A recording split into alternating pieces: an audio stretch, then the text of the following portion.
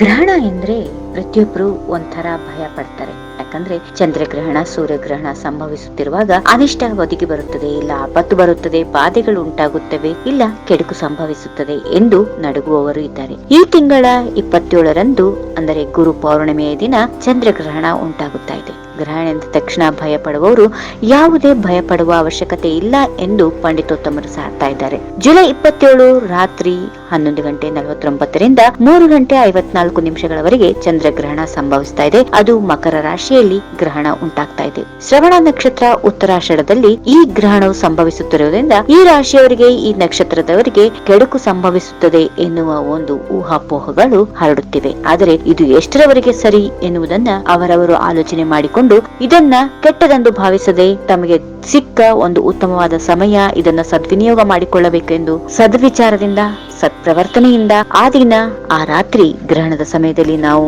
ಆಚರಣೆ ಮಾಡ್ತಾ ಬಂದ್ರೆ ಯಾವ ಕೆಡುಕು ಪ್ರಭಾವಗಳು ನಮಗೆ ಉಂಟಾಗುವುದಿಲ್ಲ ಎಂದು ಶಾಸ್ತ್ರಕಾರರು ಹೇಳ್ತಾ ಇದ್ದಾರೆ. ಇನ್ನು ಮುಖ್ಯವಾಗಿ ಮಕರ ರಾಶಿಯಲ್ಲಿ ಅಥವಾ ಉತ್ತರಾಷಾಢ ಶ್ರವಣ ನಕ್ಷತ್ರದಲ್ಲಿ ಈ ಗ್ರಹಣ ಸಂಭವಿಸುತ್ತಿರುವುದರಿಂದ ಈ ರಾಶಿಗಳಿಗೆ ಹೆಚ್ಚು ಹೆಚ್ಚು ಕೆಡುಕು ಉಂಟಾಗುವ ಅಥವಾ ಅನಿಷ್ಟ ಫಲ ಉಂಟಾಗುವ ಸಾಧ್ಯತೆಗಳಿರುವುದರಿಂದ ಸ್ವಲ್ಪ ಜಾಗರೂಕರಾಗಬೇಕು ಎಂದು ಹೇಳುವುದು ಕೇಳ್ತಾನೆ ಇರ್ತೀವಿ. ಆದರೆ ಅದು ಯಾವ ರೀತಿಯಲ್ಲಿಯೂ ಭಯ ಪಡುವ ಅಗತ್ಯ ಇಲ್ಲ ಎಂದು ಘಂಟಾಘೋಷವಾಗಿ ಸಾರುತ್ತಿದ್ದಾರೆ ಪಂಡಿತೋತ್ತಮರು. ಈ ಗ್ರಹಣವು ಈ ರಾಶಿಗಳಿಗೆ ತಮ್ಮನ್ನು ತಾವು ವೃದ್ಧಿಸಿಕೊಳ್ಳಲು ಒಂದು ಸುದಿನ ಅಥವಾ ಸುಸಮಯ ಎಂದು ಹೇಳುತ್ತಿದ್ದಾರೆ. ಆ ದಿನ ಸಾಧ್ಯವಾದಷ್ಟು ಯಾವ ಬಗೆಯ ಕೆಟ್ಟ ಆಲೋಚನೆಗಳನ್ನ, ಕೆಟ್ಟ ಪ್ರವರ್ತನೆಯನ್ನ ಮಾಡಲು ಹೋಗಬೇಡಿ. ಇನ್ನು ಮುಖ್ಯವಾಗಿ ಈ ರಾಶಿಯವರು, ಈ ನಕ್ಷತ್ರದವರು ಅಷ್ಟು ಸತ್ಫಲಿತಗಳನ್ನ ಹೊಂದಲಿದ್ದಾರೆ.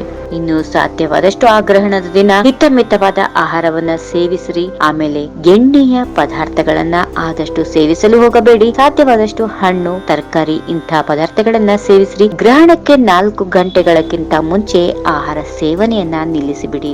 ಇನ್ನು ಎಲ್ಲರಿಗೂ ತಿಳಿದಿರುವಂತೆ ಗ್ರಹಣದ ನಂತರ ಶುದ್ಧಿ ಸ್ನಾನ ಮಾಡಿಕೊಂಡು ಬೇಕಾದ್ರೆ ಪ್ರಸಾದವನ್ನ ಸ್ವೀಕರಿಸಬಹುದು. ಅಂದ್ರೆ 4 ಗಂಟೆ ನಂತರ, ಬೆಳಗ ಮುಂಜಾನೆ 4 ಗಂಟೆ ನಂತರ ಸ್ನಾನಾದಿಗಳನ್ನ ಆಚರಿಸಿಕೊಂಡು ದೀಪವನ್ನ ಮೂಡಿಸಿ ನೀವು ಆಹಾರವನ್ನ ಸೇವಿಸಬಹುದು, ಯಾವುದೇ ಸಂದೇಹ ಇಲ್ಲದೆ. ಇತರರಿಗೆ ದಾನ ಮಾಡುವುದರಿಂದ, ಗೋವುಗಳಿಗೆ ಗ್ರಾಸವನ್ನ ನೀಡುವುದರಿಂದ ಸತ್ಫಲಿತಗಳು ಉಂಟಾಗುತ್ತವೆ. ಅದರಲ್ಲೂ ಮಕರ ರಾಶಿ, ಉತ್ತರಾಷಾಢ ನಕ್ಷತ್ರ, ಶ್ರವಣ ನಕ್ಷತ್ರದವರು ಭಯ ಪಡುವ ಅಗತ್ಯವೇ ಇಲ್ಲ ಎನ್ನುತ್ತಿದ್ದಾರೆ ಪಂಡಿತೋತ್ತಮರು. ಹಾಗಾದ್ರೆ ಇದೇ ತಿಂಗಳು 27ರಂದು ಗುರು ಪೌರ್ಣಿಮೆ ದಿನ ಚಂದ್ರಗ್ರಹಣ ಸಂಭವಿಸ್ತಾ ಇದೆ. ಈ ಕೆಲವು ವಿಷಯಗಳನ್ನು ತಿಳಿದುಕೊಂಡು ಆ ರೀತಿ ನಡೆದುಕೊಂಡ್ರೆ ಸಾಕು, ಸಕಲ ಸನ್ಮಂಗಳಗಳು ಉಂಟಾಗುತ್ತವೆ ಎಂದು ಶಾಸ್ತ್ರಕಾರರ ಉಲ್ಲೇಖ. If you like this video, ಬೇಗ ಲೈಕ್ ಮಾಡಿ, ಕಾಮೆಂಟ್ ಮಾಡಿ, ಶೇರ್ ಮಾಡಿ ಹಾಗೂ ಯೋಯೋ ಟಿವಿ ಕನ್ನಡವನ್ನು ಸಬ್ಸ್ಕ್ರೈಬ್ ಮಾಡಿ.